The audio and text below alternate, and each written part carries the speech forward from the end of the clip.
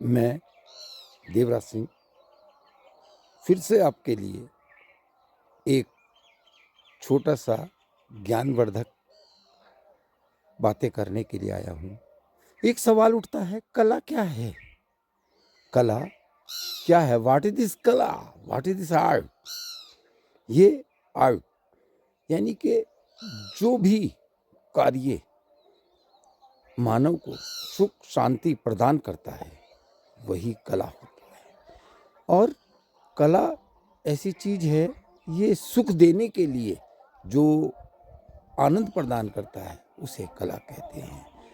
मानव द्वारा किया गया कार्य ही कला होता है। मानव द्वारा किया गया कार्य।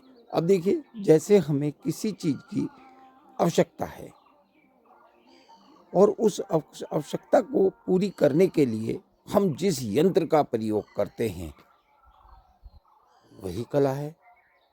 मतलब माना हमने कला शब्द जो है उसे देखना है कि कला क्या है। माना हमें नक्काशी करनी है लकड़ी पे, नक्काशी पे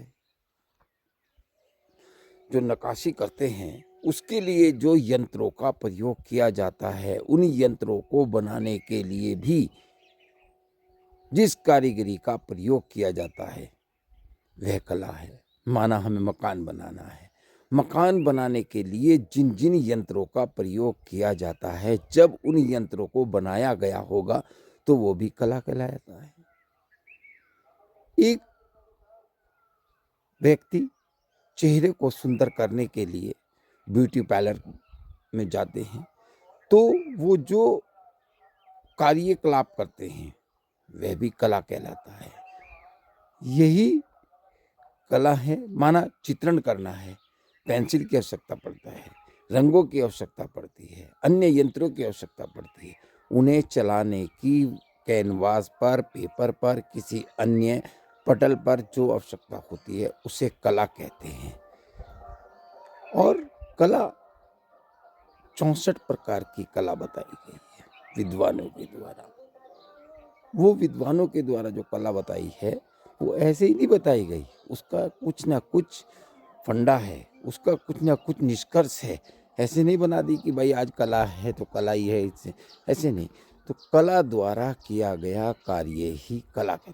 और मानव द्वारा अगर कोई पक्षी अपना घोंसला बना देता है, रहने का स्थान बना देता है, तो वह कला के अंतर्गत नहीं आता। यानी कि क्या कहा मैंने? कला मानव द्वारा किया गया कार्य ही कला कहलाता है।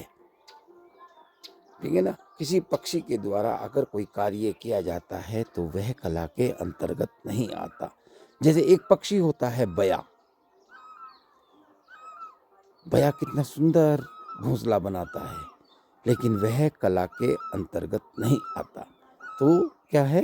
मानव द्वारा किया गया कार्य ही कला है। इतनी सुना और इसे थोड़ा मनन करो और आगे चलें और फिर देखें क्या है कला।